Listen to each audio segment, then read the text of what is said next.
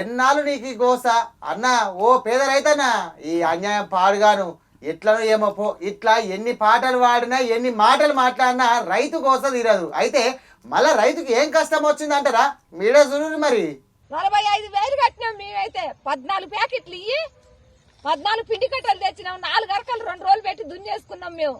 అరకకి ఇద్దరు, ఒక మనిషి పిండి పోసుడు, ఒక మనిషి ఇత్తనాలేసుడు. ఎద్దేడ్చిన వ్యవసము రైతేడ్చిన రాజ్యము ఉండదు బాగుండదు అని ఊకనే అనలేదు. రైతులకు ఎన్నో గోసలు ఉంటే ఈ సామెత పుట్టుకొచ్చింది. మళ్ళా గట్లనే నకిలీ ఇత్తనాలేసి మోసపోయిన గీ అమ్మ ఎట్లేడుస్తున్నదో చూడుండ్రి.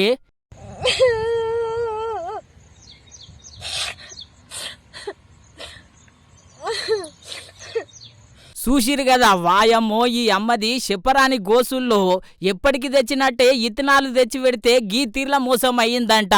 అట్ట మోసం చేయొద్దు, అన్ని కాదు మోసం చేసేది. ఏ షాప్ వాళ్ళు అయినట్ట మోసం చేయొద్దు.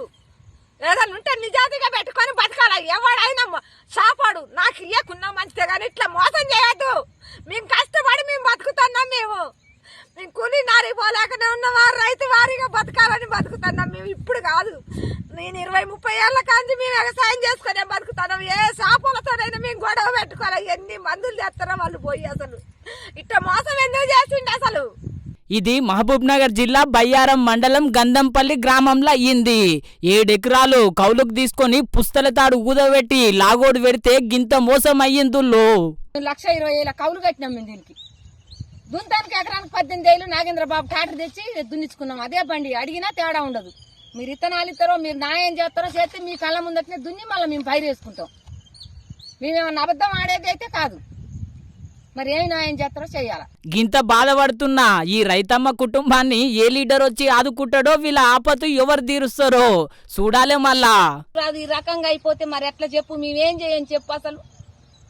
ఇక చూడండి ఇట్లా అయిపోతుంది. మరి మాకు న్యాయం ఏం చేస్తారో ఏమో. మరి ఇగో కర్రలు, ఇగో కర్రలు, ఇగో కర్రలు, ఇంత గ్యాపులు ఇగో ఇట్లా పోతాను. ఇక చూడండి ఇగో కర్రలు, ఇగో ఆడ కర్ర, ఆడ కర్ర, ఇవన్నీ ఇట్లా గ్యాప్ పోతుంది.